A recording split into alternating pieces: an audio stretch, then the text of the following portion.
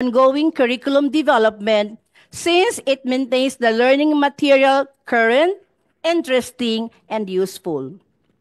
Now, in the study of Wilson 2017, it is emphasized that active engagement of pre-service teachers in the real classroom environment leads to meaningful enhancement in curriculum design. A valuable real-time insight into what students need is additionally generated on ongoing feedback exchange between young educators and their seasoned mentors, which enables prompt and vital modification to teaching strategies. Now, pre-service teachers, on the other hand, gain from practical experience in this way, and it will also make the curriculum more engaging.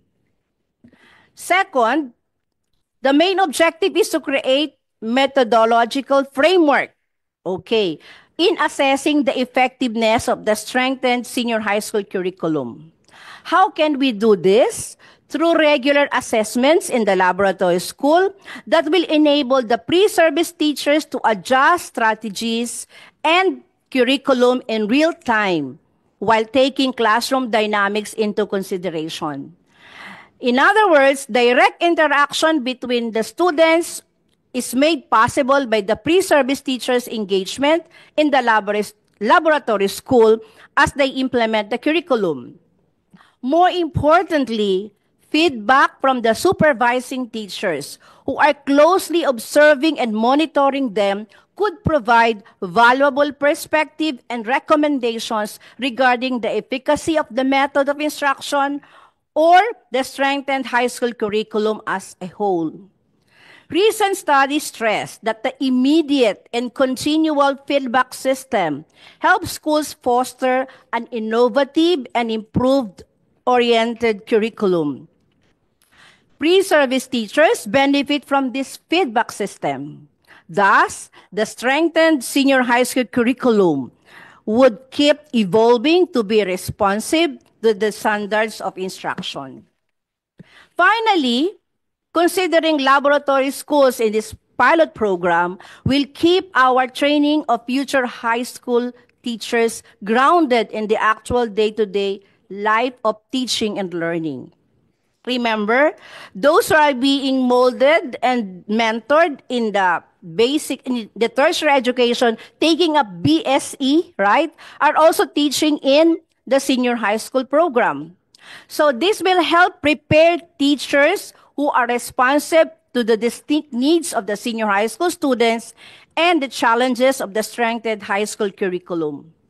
According to Teacher Education Accreditation Council 2020, effective teacher preparation program must adapt to pedagogical advancements and educational demands. Thus, turning laboratory schools into pilot testing grounds offers a powerful pathway to elevate the teacher preparation by immersing future educators in current and innovative real-world experiences. In effect, students will also feel engaged and empowered in their classroom. Thus, we can say that the quality of educators will determine the success of the strengthened senior high school program it produces. By enhancing the preparation of our teachers through hands-on experience and feedback system from evaluation, this can ensure that our future educators will be competent and capable of encouraging the next generation of learners.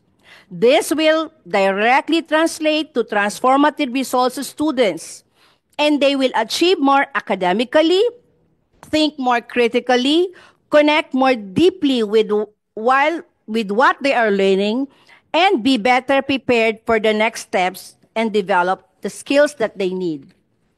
So finally, in conclusion, I recommend that the Department of Education consider this proposal, given how it can significantly contribute to the strengthening of the pre-service teachers in conjunction with the assessment of the effectiveness of the Department of Education strengthened senior high school program that will be implemented this school year 2025-2026.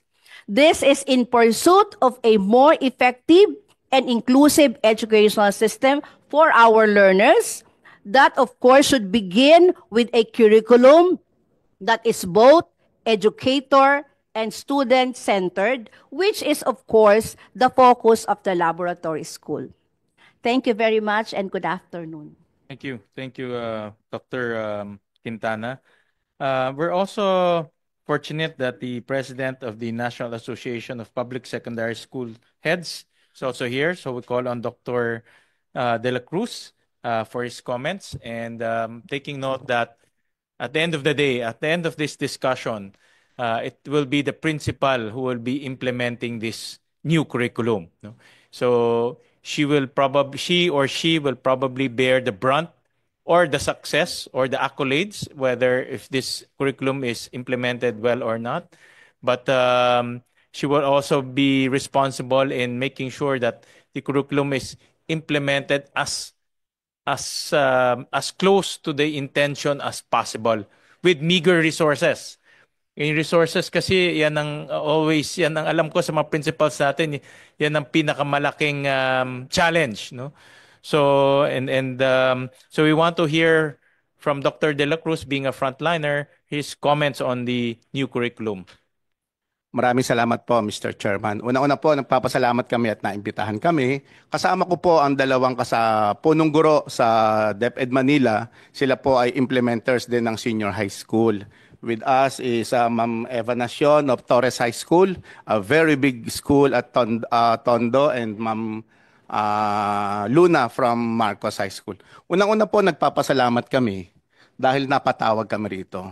Pangalawa po, nagpapasalamat kami sa aming mga boss sa DepEd Central dahil po sa pagpapa-implement ng pilot class. Mahirap po sa aming mga punong guro kung lahat kami ay sabay-sabay na magpapa-implement ng bagong programa. Napakaganda po ng naging adhikain o naging panuntunan ng DepEd Central na magpasimula lamang sa mga bilang na mga paaralan na handang-handa na. Kasi po mahirap para sa aming mga nag-implement na by opening of the school year, eto na, Bulaga, nandito na ang bagong strengthened senior high school. With that, maraming salamat po sa aming mga boss sa DepEd Central. Pangalawa po, nagpapasalamat kami kung sino man po ang nagbalangkas nitong core subject dahil po ito ay malaking kaginhawaan sa mga mag-aaral. Sa dami po ng subject areas, sa totohanan po sa senior high school, kahit kami po mga punong guro, pag gumagawa po kami ng programming, nalilito na po kami. Lahat yung United Colors of Benetton, ginagawa na namin. Kasi po, revise kami ng revise until such time na simula na ng klase, nagre-revise pa rin kami. Now that there are only 5 core groups at yung subjects na elective, mas madali po sa hanay ng mga punong guro na makagawa kami ng programa. Yun po yung mga pinagpapasalamat namin. Ito naman po sa akin po ang mga request ko sa aming mga pamunuan. Ganun din po kay Mr. Chairman. Sana po ay magkaroon ng maraming trainings sa mga teachers. Alam niyo po, bagamat ang mga guro natin ay laging handang sumabak sa lahat ng pagsubok, kahit bukas, pagturuin mo yan. Kahit hindi niya subject area, tuturo niya yan. Pero ang hiling po namin, yung specialization. Bagamat nangyayari po na ang mga guro, lagi yung nagsasabi ng oo. Kung siya ang subject area niya, ang specialization niya ay MAPE, ito po ang pinaka-basic. Dahil mababawasan ang subject area ng PE, pagturuin mo yan ng math or science, even other subjects, tatanggapin po niyan, aaralin. Provided, bigyan po natin sila ng mas malalim na trainings, they will be adaptable. Makakaya po ng mga guro. Magagaling po ang mga guro at masunurin. Yun lang po ang lagi nilang sinasabi, Sir, sana magkaroon po ng training bago magsimula. At isama na po ang mga punong guro sa trainings na to kasi po mahirap din sa mga nagpapatupad ng programa. Pag kami hindi namin alam, pag nag-o-observe kami, kailangan alam din namin yon. Yun po yung mga kahilingan namin. Gayun din po, lagi-lagi